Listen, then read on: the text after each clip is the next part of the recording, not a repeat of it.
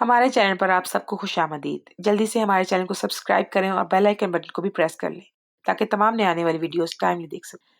कभी कभी घर के मुहाफिज ही घर के लुटेरे बन जाया करते हैं। राहबर ही राहजन निकलते हैं। इज्जत के मुहाफिज ही इज्जत को तार तार कर देते हैं। मैं बेतरतीब से हुलिये में कमरे के बिस्तर पर नीम मुर्दा वजूद लिए पड़ी थी। मैं किसी भी किस्म की हरकत करने की मजाज न थी क्योंकि मेरे हाथ पांव रस्सियों से बंधे हुए थे।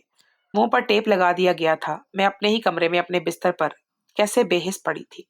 वो चाहकर भी खुद के लिए कुछ कर नहीं पाई थी। मैं बहुत बेबस थी।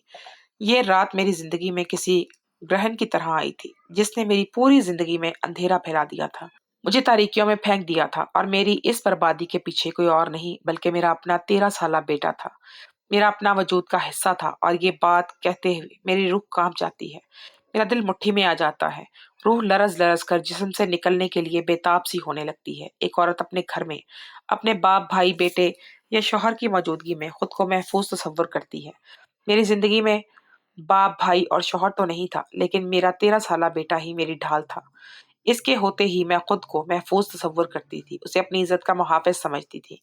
लेकिन उसने खुद अपने हाथों से वो हिसार तोड़ डाला था जिसमें मैं महफूज थी। उसने ऐसा जुल्म ढाया जिसने मेरी इज्जत को तार तार करके रख दिया था। कभी कभी मैं सोचती हूँ कि काश वो रात मेरी जिंदगी में ना आई होती तो आज सब कुछ बिल्कुल मुख्तलिफ होता। मैं आज इस अजियत से ना गुजर रही होती, दर्द इतनी शिद्दत से ना होता। मगर किस्मत के लिखे को कौन टाल सकता है, कौन मुंह फेर सकता है इससे। जो कुछ मुझ पर बीत गया वो भला कर भी भुलाया नहीं जा सकता था, वो भूलने के लायक ही नहीं था। और मैं आज भी इस रात के साए में जिंदा हूँ। खौफ के साए अभी भी मुझे डराते हैं। मेरा नाम शुबाना है और मैं पंजाब की रहने वाली हूँ। जो कुछ मेरे साथ हुआ वो सुनकर शायद आपके रोंगटे खड़े हो जाएंगे। आपको भी अपने कानों पर यकीन नहीं आएगा। बात ही ऐसी है, लेकिन वाकई क़यामत बहुत करीब आ चुकी है और हमारे इर्द गिर्द होते वाकयात इस बात की गवाही दे रहे हैं। ये हर लम्हा हमसे करीब तर होती जा रही है, लेकिन हम फिर भी ख्वाबे गफलत की नींद सो रहे हैं। कोई भी इस गफलत के पर्दे को चाक नहीं कर पा रहा। हम इन लोगों में से हैं जिन पर जब तक कयामत बीत नहीं जाती उन्हें दूसरों की क्यामत का एहसास नहीं होता। हम सवाल करते हैं क्यामत कब कायम होगी, हालांकि हमारे पास बैठे शख्स पर वो बीत रही होती है। मैं और मेरा बेटा शफीक घर में तन्हा रहते थे। हम दोनों एक पुरसुकून जिंदगी गुजार रहे थे, एक दूसरे का सहारा थे। बस मगर फिर अचानक ही सब कुछ बदल गया। हमारी हस्ती बस्ती दुनिया को न जाने किसकी नजर खा गई। सहारा ही सहारे के एक हिस्से को खा गया था। गर्मियों का मौसम था। एक रात मेरी आंख खुली तो मैं कुछ घबरा गई क्योंकि मेरा 13 साला बेटा मेरे बिस्तर के पास खड़ा था और उसकी नजर मुझ पर ही जमी हुई थी। वो बस यकटिक मुझे ही देखे चले जा रहा था। उसकी आंखें सुर्ख अंगारा हो रही थी और वो कुछ गुमसुम सा लग रहा था, जैसे किसी गहरी सोच में डूबा हुआ हो। मैंने फौरन पूछा, क्या हुआ है शफीक? इस तरह क्यों खड़े हो? क्या बात है? किसी चीज की जरूरत है? इतनी रात को क्यों जाग रहे हो? तबीयत तो ठीक है तुम्हारी? शफीक मेरा इकलौता बेटा था और उसे लेकर मैं बहुत जल्दी परेशान हो जाया करती थी। और अभी भी आधी रात को उसे अपने कमरे में देखकर मुझे अजीब अजीब ख्याल आ रहे थे। उसे देखकर लग रहा था जैसे वो किसी की तलाश में यहाँ तक आया हो, मगर सोच रहा हो कि कैसे हासिल किया जाए। मुझे उठता देखकर वो हड़बड़ा कर पीछे हटा और कहने लगा, बस अम्मा, नींद नहीं आ रही थी, बेचैनी सी हो रही थी, इसलिए आपके कमरे में आ गया हूँ। मुझे बस वहाँ अजीब बेचैनी और घबराहट सी हो रही थी। मुझे ऐसा लगा था जैसे वो मेरे ऊपर झुका हुआ हो और मुझे उठता हुआ देखकर पीछे हटा हो। शायद बस मुझे ही ऐसा लगा हो, ऐसा ना हो। मैंने प्यार से उसे अपने पास बिस्तर पर ही बिठा लिया और कहा कि सुबह स्कूल जाना है, जल्दी सो जाओ। ऐसा ना हो कि सुबह नींद पूरी ना हो और स्कूल में तुम ठीक से पढ़ाई ना कर सको और तुम्हारा पूरा दिन भी ठीक से ना गुजरे। इसलिए अपनी नींद पूरी करो। मैं उसके पास ही बैठकर उसके बालों में हाथ फेरने लगी और दुआएं पढ़कर उस पर फूंकने लगी। उसकी बेचैनी दूर करने की दवाएं मांगने लगी। इसके लिए काफी परेशान सी हो गई थी मैं। वो मुझे देखते ही देखते नींद की वादी में चला गया। कुछ देर बाद मैं भी सो गई। सुबह मुझे जल्दी उठने की आदत थी। मैंने उठकर नमाज अदा की और नाश्ता तैयार करके शफीक को उठाया। उसकी हालत अब कुछ बेहतर मालूम हो रही थी। वो मेरे साथ ही बैठकर नाश्ता करने लगा। हम दोनों माँ बेटे के सिवा घर में कोई नहीं था, इसलिए हम दोनों एक साथ ही खाना खाते थे। लेकिन आज पहली बार उसकी नजरें कुछ बदली हुई सी लग रही थी। आंखों में कोई तलाश थी, किसी खोज में था वो नाश्ता करते करते बहुत दफा मुझे कनखियों से देख चुका था और इस बात को मैंने महसूस कर लिया था। मुझे अचंभा हुआ था। ये क्या बात है शफीक, कुछ कहना चाहते हो क्या? कोई बात करनी है क्या? बताओ मुझे। मुझे लगा शायद कोई मसला है जो मुझे बता नहीं पा रहा है। उसने इनकार में सर हिला और कहने लगा, नहीं अम्मा, कोई खास बात नहीं है, बस ऐसे ही कभी कभी तुम बहुत खूबसूरत लगती हो। दिल को अच्छा लगता है तुम्हें यूं देखते रहना। उसकी बात सुनकर मैंने अजीब नजर से उसे देखा। आज तक उसने कभी मेरी तारीफ नहीं की थी। उसके पास फुर्सत ही कहाँ थी। पता नहीं कौन कौन से दोस्त बना लिए थे उसने। हर वक्त दोस्तों में ही रहा करता था। इसीलिए आज जब उसने इस अंदाज में मुझे खूबसूरत कहा तो मैं चौंक गई।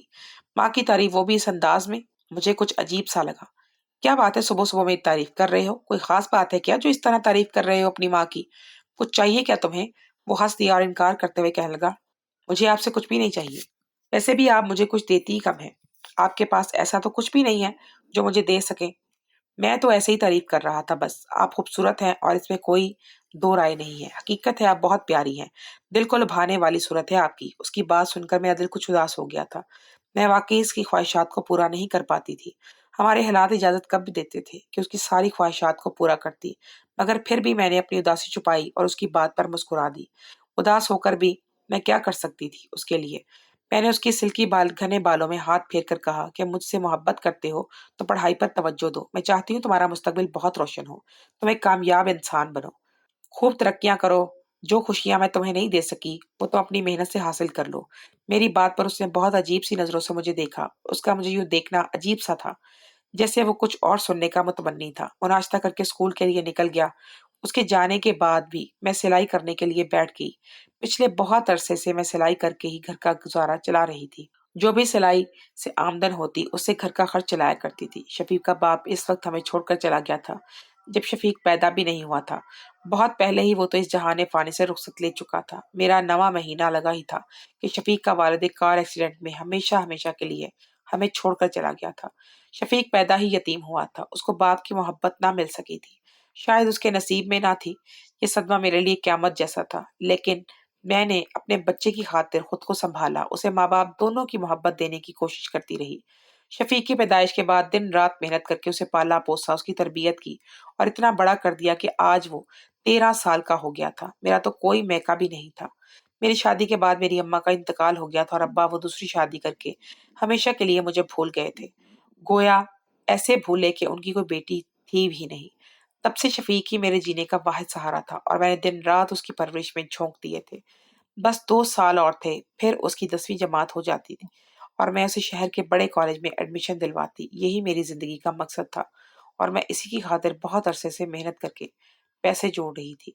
उसे किसी काबिल बनाना चाहती थी, लेकिन मुझे क्या मालूम था कि मेरे सारे ख्वाब अधूरे रह जाएंगे और मेरा बेटा किसी और ही सिंध में निकल जाएगा, जिसका मैंने ख्वाबो ख्याल में भी कभी सोचा ना था। शफीक के जाने के बाद मैं सिलाई करती रही। शफीक स्कूल से भी लौट आया, लेकिन ऑर्डर के कपड़े पूरे ना हुए। मजबूरन मुझे सिलाई मशीन पर ही बैठे रहना पड़ा। मगर अजीब बात तो ये थी कि आज शफीक सारा दिन मेरे पास ही बैठा रहा, मुझे सिलाई करते देखता रहा और मैं हैरान होती रही। आज वो ऐसा क्यों कर रहा था? क्योंकि ऐसा कभी नहीं हुआ था। वो तो स्कूल से आकर फिर दोस्तों में निकल जाया करता था, मगर आज पता नहीं क्या बात थी कि वो मेरे साथ साथ ही था। एक पल के लिए भी मुझसे नजर ना फेरी और मेरे पास बैठकर मुझे ही देखता रहा।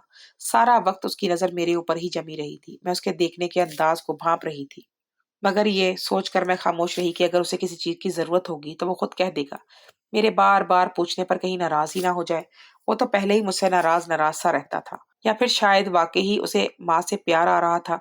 उसे मेरी अब तक इसलिए दी गई कुर्बानियों का एहसास हो गया था। खैर, मैं इंतजार करती रह गई, लेकिन उसने कुछ भी ना कहा। ऐसे ही रात हो गई। मैं सोने के लिए अपने कमरे में आ गई और फिर आधी रात को मेरी आंख खुली तो एक दफा फिर मैंने अपने बेटे को अपने कमरे में पाया।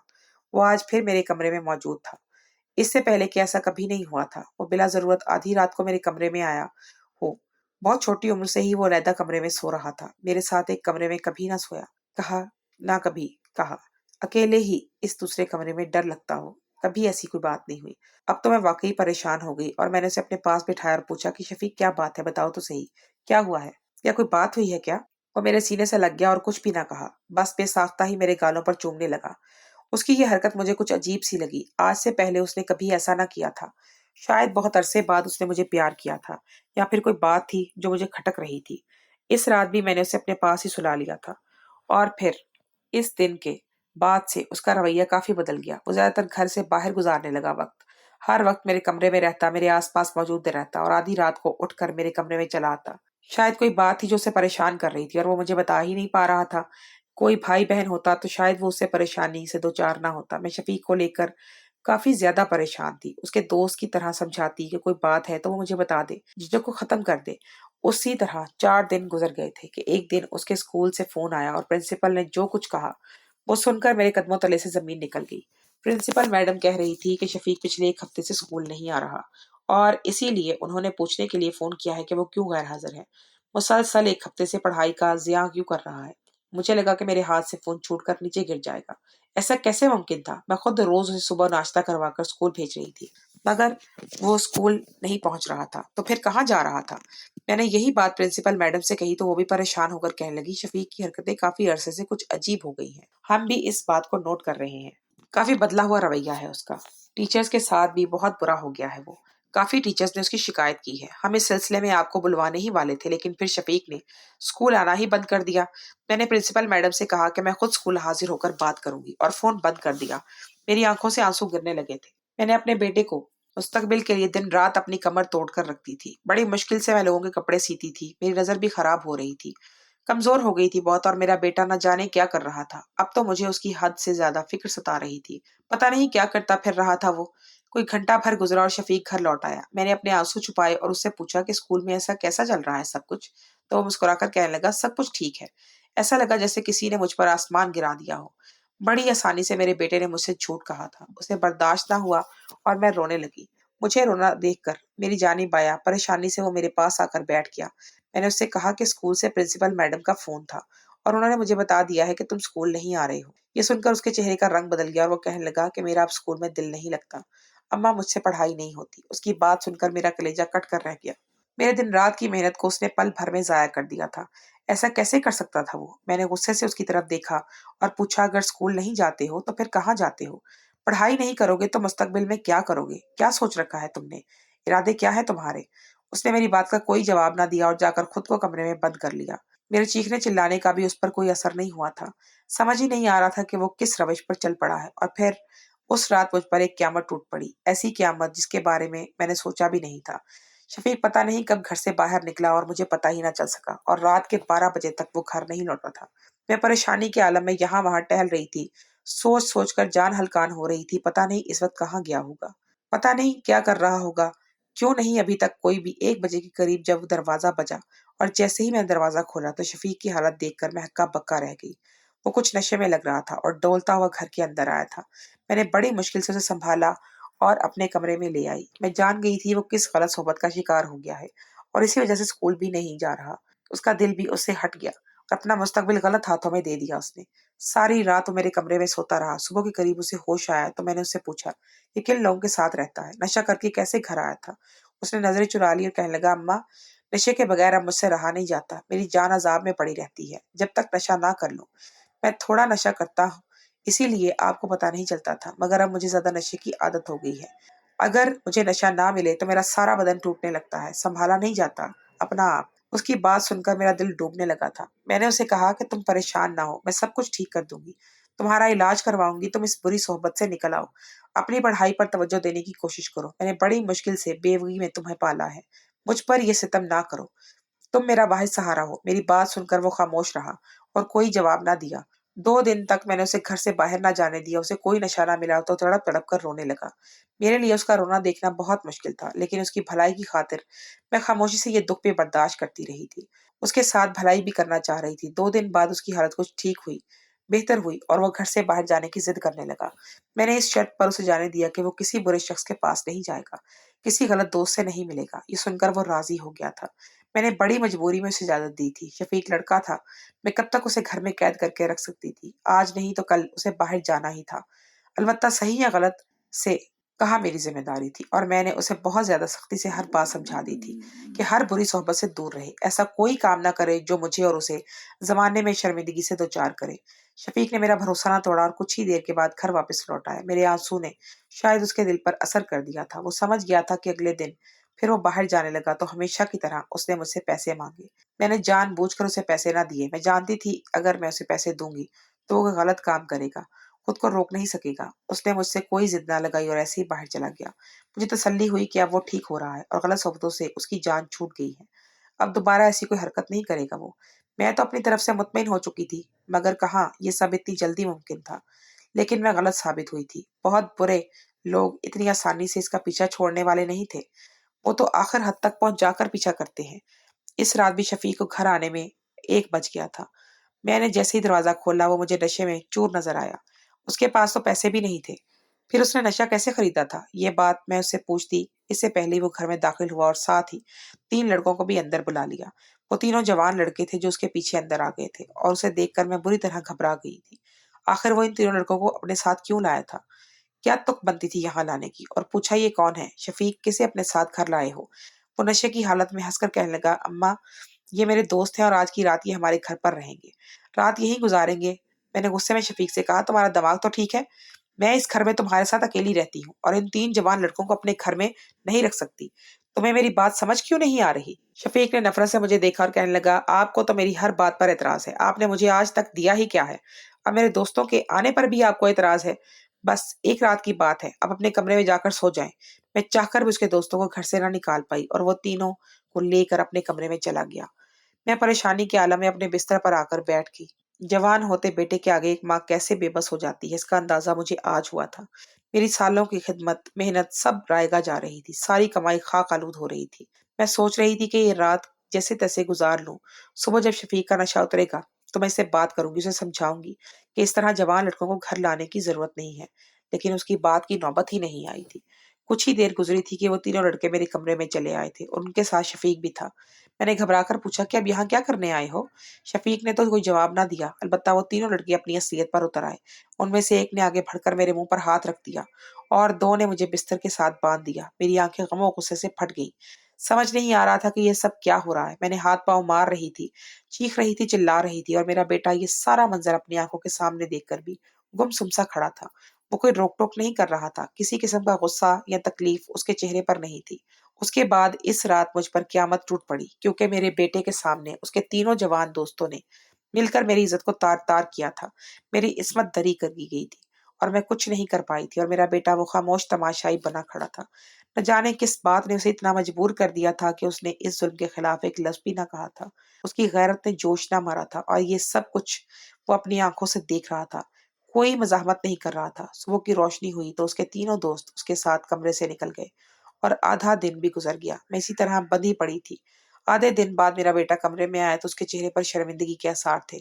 उसने मेरे हाथ-पाँव खोले और मुझसे माफ़ी माँगने लगा। मैंने एक ज़ोरदार तमाचा उसके मुँह पर दे मारा और उससे पूछा कि मुझ पर ये ज़ुल्म क्यों किया है? मेरी क्या गलती थी? यही कि मैंने बेवा होने के बावजूद उसकी तरबियत की, उसे पाला-पोसा, बड़ा किया। उसका ये सिला दिया उसने मुझे? शफीक सर झुकाए कहने लगा, अम्मा, मेरे पास नशे के पैसे नहीं थे। तुमसे कहता तो तुम मुझे घर पर फिर बंद कर देती। मैं तुम्हें बता नहीं सकता बगैर नशे के मुझे कितनी तकलीफ होती है। कई दफा तो नशे की खातिर मैं तुम्हारे कमरे में भी आया ताकि तुम्हारी अलमारी से पैसे चुरा सकूं, लेकिन तुम अलमारी की चाबी तकिए के नीचे दबाकर सोती और हर दफा मेरी आहट पर उठ बैठ जाती। मैंने बहुत कोशिश की कि किसी बहाने से तुम्हारी अलमारी की चाबी हासिल कर लूं, लेकिन कामयाब ना हो सका। जो थोड़े बहुत पैसे थे तुम मुझे देती, उससे मैं थोड़ा बहुत नशा कर लेता, लेकिन मेरी तलब हर गुजरते दिन के साथ बढ़ती जा रही थी। मैं मजीद नहीं रुक सकता था। मेरे पास कोई ज़रिया नहीं था कि जिससे मैं पैसे हासिल करता। मैंने अपने दोस्तों से कहा कि मुझे नशा दे दें, तो उन्होंने कहा कि अगर एक रात के लिए मैं तुम्हें उनके हवाले कर दूँगा, तो वो सारी ज़िंदगी मुझे मुफ्त में नशा देंगे। बस इसीलिए नशे के लिए मैंने ये सब कर दिया। मेरी हालत बहुत ख़राब थी, मेरे जिस्म का दर्द बर्दाश्त से बाहर था। मुझे नशा चाहिए था और इस नशे के लिए मैंने तुम्हारा सौदा कर दिया। मेरे दोस्त मुझे इतना नशा देकर गए हैं कि मैं 1 हफ्ता आराम से गुज़ार सकता हूँ और उसके बाद वो फिर तुम्हारे साथ एक रात गुज़ारने के लिए आएँगे और फिर मुझे हफ्ते भर के लिए नशा मिल जाएगा। अपने बेटे की बात सुनकर मेरे कदमों तले से ज़मीन निकल गई थी। कैसी क़यामत की घड़ी थी, एक बेटे ने अपनी माँ का सौदा कर दिया था, वो भी नशे के लिए। मुझे तो अपना बेटा अपना नहीं लग रहा था, वो अब भी नशे के ज़ेरे असर था। जभी तो बड़ी आसानी से ऐसी बात कर गया था। पता नहीं मेरी तरबियत में कहाँ कमी रह गई थी, जो मैं खुद अपने बेटे के हाथों फ़रोख्त कर दी गई थी। मैंने नफ़रत से अपने बेटे को देखा, उसे उठाकर उसके कमरे में ले गई और बंद कर दिया। वो चीखने लगा, लेकिन उसकी चीखों ने मुझ पर कोई असर न किया। मैंने पुलिस को फ़ोन करके बुलाया और उन्हें सारी बात बता दी, सच-सच बताई। पुलिस वालों ने मेरे बेटे को हिरासत में ले लिया और उसकी निशानदेही पर इन तीनों लड़कों को और उस गैंग को भी गिरफ्तार कर लिया, जो स्कूल के कम उम्र लड़कों को नशे की लत लगाते और फिर इसका फ़ायदा उठाकर उनसे गलत काम भी करवाते और उनके ज़रिए अपनी अय्याशियाँ भी पूरी करते। वो सब के सब गिरफ्तार हो चुके थे। मेरे बेटे को मनशियात के अस्पताल में दाखिल करवा दिया गया था ताकि उसका इलाज हो सके और वो बेहतर ज़िंदगी गुज़ार सके। अलबत्ता मेरी ज़िंदगी तबाह हो गई थी। वो रात मेरे ज़हन से निकलती ही नहीं थी। मैं कैसे भूल सकती थी कि मेरे बेटे के सामने मेरी इज़्ज़त को पामाल किया गया था और उसने मेरे लिए कुछ नहीं किया था, बल्कि ये सब तो उसकी इमा पर ही हुआ था। करवाने वाला तो वो खुद ही था। मेरा बेटा आज भी मनशियात के अस्पताल में है। मैं अकेले घर में ज़िंदगी गुज़ार रही हूँ। मैंने इसकी तालीम के लिए जो पैसे जमा कर रखे थे, वो उसके इलाज पर खर्च हो रहे हैं। मोहल्ले वाले मुझे देखकर तरह-तरह की बातें करते हैं। कोई मेरी तरबियत पर उँगली उठाता है, तो कोई मेरे किरदार पर। समझ नहीं आता क्या करूँ? मैं बेकसूर होकर भी कसूरवार ठहराई जाती हूँ। मेरा इकलौता बेटा मुझसे छिन गया है। नशे ने उसे कहीं का ना छोड़ा और मेरी अपनी ज़ात ज़र्रा-ज़र्रा होकर बिखर गई है। ये सब करने वाले आज जेल में हैं, लेकिन मैं जानती हूँ कि बहुत जल्द वो छूट जाएँगे क्योंकि वो बहुत ताकतवर लोग हैं और हम गरीब। मैं दिन-रात रो-रो कर अल्लाह से फरियाद करती हूँ कि मेरा बेटा जल्द से जल्द ठीक हो जाए। उसने मुझे जो घाव दिए हैं, वो बहुत गहरे हैं, लेकिन मैं उसकी माँ हूँ। इसीलिए अल्लाह ने मुझे इतना ज़र्फ़ दिया है कि मैं उसके इस गुनाह को भी माफ़ कर दूँ। जो कुछ मुझ पर बीत चुका है, उसका असल कसूरवार कौन है? ये मैं आप लोगों से पूछना चाहती हूँ। क्या हमारा कानून जिसने ऐसे मनशियात फ़रोशों को खुली आज़ादी दे रखी है, वो स्कूल जाने वाले कम उम्र बच्चों को बेराह रवी का शिकार बनाते हैं, या फिर मुझ जैसी माएँ जो घर के कामों के साथ पैसे कमाने में इस कदर मसरूफ़ हो जाती हैं कि बच्चों पर नज़र नहीं रख पाती, या फिर आजकल के बच्चे जो हमारी तरबियत को भुलाकर अपनी पढ़ाई को छोड़कर ऐसे लोगों से दोस्ती करते हैं और फिर चोरी-छुपके नशे की लत में पड़कर आने वाली ज़िंदगी को तबाह कर बैठते हैं। असल कसूरवार आखिर है कौन? नशा पर लगाने वाले, बेराह रवी का शिकार करने वाले, या वो माँ-बाप जो बच्चों के मुस्तकबिल सँवारने की गर्ज से अपनी पूरी ज़िंदगी कमाई में गुज़ार देते हैं और अपने बच्चों की ऐसी सरगर्मियों से नावाकिफ़ रह जाते हैं।